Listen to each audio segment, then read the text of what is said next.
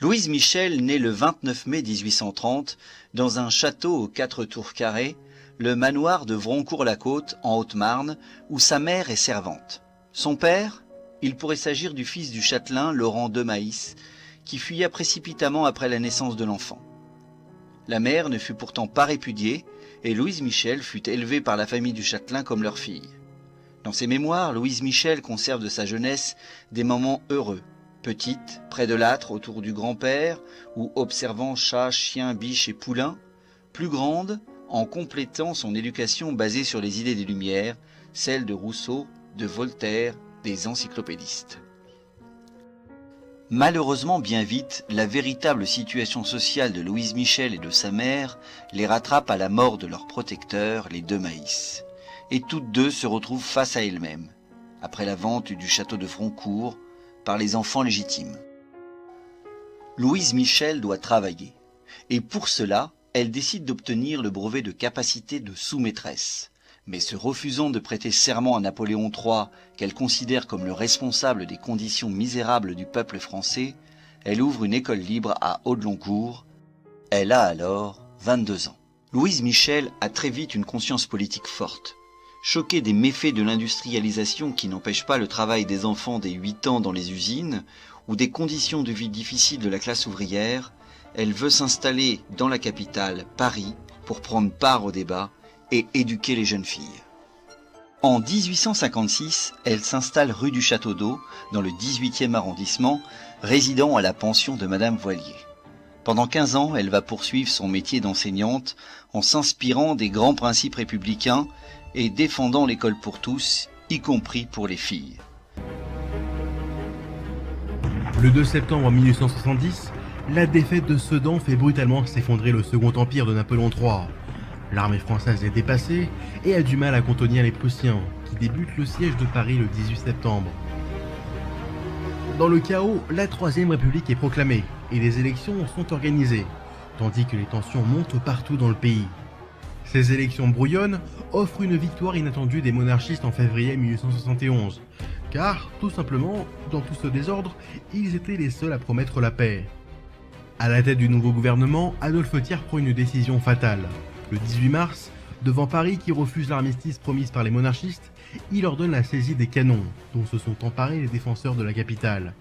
À la tête de cette mission ingrate, les généraux Lecomte et Clément Thomas font face à l'hostilité des Parisiens, qui résistent seuls contre la Prusse depuis des mois. Le ton monte rapidement, les soldats refusent de tirer sur la foule et laissent leur chef se faire arrêter. Dans un désordre total, Lecomte et Clément Thomas sont exécutés pour trahison. Nous sommes le 26 mars et la Commune de Paris est proclamée. Fortement impliquée dans ce mouvement révolutionnaire, Louise Michel se distingue rapidement. Tellement rapidement en fait, qu'elle a malgré elle effacé le souvenir d'autres femmes engagées dans l'insurrection. Alors que l'on sait que beaucoup d'entre elles sont loin de s'être économisées pendant les quelques mois qu'a duré la Commune. Lors du siège dès le 18 décembre, Louise avait demandé à ce que l'on équipe un bataillon de femmes pour aller défendre Strasbourg, mais on lui avait refusé.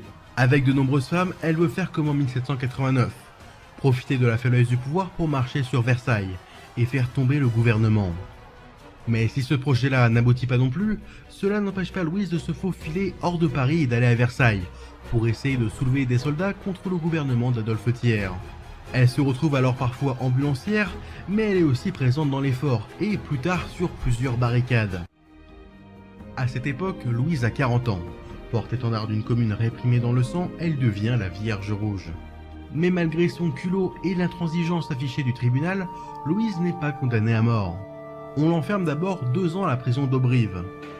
La commune vaincue, elle se retrouve enfermée, isolée et traînée dans la boue. Ses amis lui semblent être tombés pour rien. Comme un spectacle, la population vient observer les prisonniers à travers les grillages. Le communard survivant devient un animal de cirque. Dans ces conditions, Louise entame une période dépressive.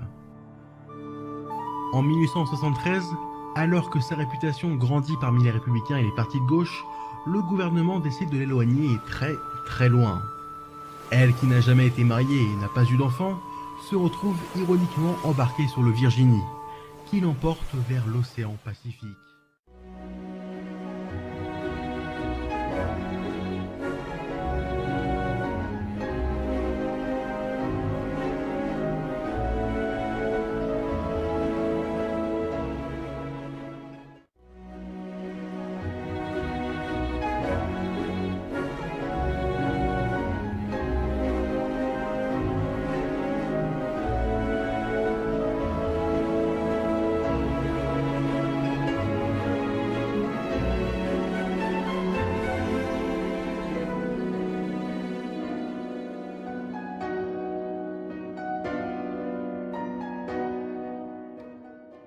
22 janvier 1888 au théâtre de la Gaîté du Havre, alors qu'elle est en réunion politique, un chouan, Pierre Lucas, lui tire 2 coups de pistolet.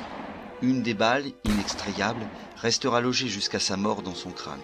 Pourtant, Louise Michel ne portera pas plainte contre son agresseur. En janvier 1905, Louise Michel est très affaiblie quand elle arrive à Marseille avec Ernest Giraud pour une série de conférences. Mais ses poumons ne la tiennent plus, elle est alitée et sa bronchite chronique facilite la pneumonie qui l'emporte le 9 janvier 1905. Elle ne voulait pas de grandes funérailles, et pourtant, la foule est là pour ses obsèques le matin du 22 janvier 1905 au cimetière de Levallois.